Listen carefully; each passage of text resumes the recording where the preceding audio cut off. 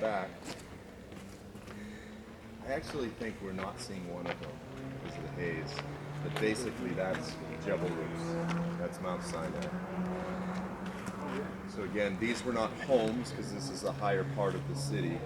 But nevertheless, on a clear day, just the thought that this beautiful oasis where Moses lived for 40 years, that he would have looked and seen that thing, having no idea that someday he would actually talk to God face to face in the fire on the, like just the thought of it.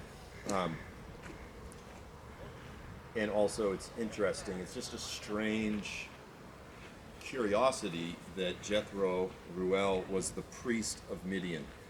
And before the events of the Theophany, it was called the Mountain of God. So even the Midianites, whatever their particular religion was, because we don't really know the specifics of it, but they viewed it as some type of a sacred mountain, even before the events of Exodus. So there's a lot of mystery to it. But just the idea that, can you imagine being here in Midian when God came down in fire on the mountain? Oh yeah, what's going on over there? Uh-oh, this is. I've never thought about that. That's an interesting angle. Yeah, on a clear day, it's quite. You can see the distinct colors of the different mountains and everything. And so, for what it's worth, Nabatean Arab kingdom, a couple hundred years before and after Jesus. Nabatean, the term comes from Nebaioth, which was the first son of Ishmael.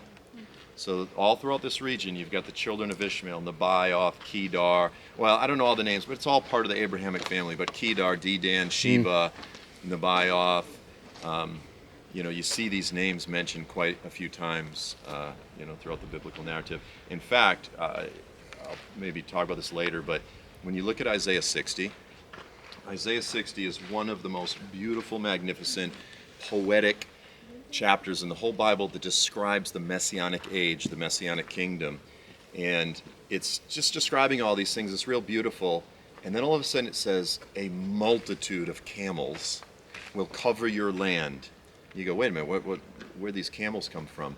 And it says the camels of Nebaioth and Dedan and Kedar. And it says they're bringing gifts to worship the Lord of all places in Jerusalem.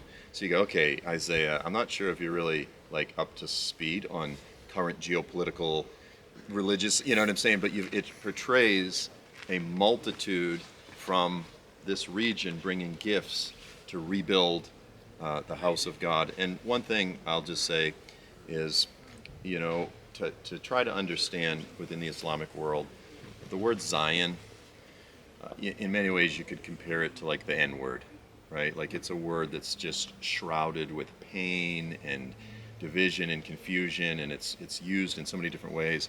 But in this chapter, it's, of course in the Bible, it's used, Zion is sort of the one word that embodies the Messianic hope, the Messianic age, the age of redemption. And what's so beautiful is that the children of Ishmael Zion is a sweet word on their lips. There's now, the family is in many ways reunited, all worshiping the Lord, and it's not, all of the past division and hatred and everything for thousands of years is all just is gone. It's wiped clean. So to me, I honestly, I weep when I read the chapter, because it begins, he says, arise and shine, for your light has come. You can feel just the fullness. Imagine being a Jew, and you have this identity that says, throughout all of history, everyone has wanted to kill us. And yet I have this book that says someday, the Messiah will come. Someday, all of that will come to an end. And then all of a sudden, Isaiah says, arise and shine, for your light has come. And it's no more waiting. It's here. It's such a powerful passage. So I'll let you guys keep exploring.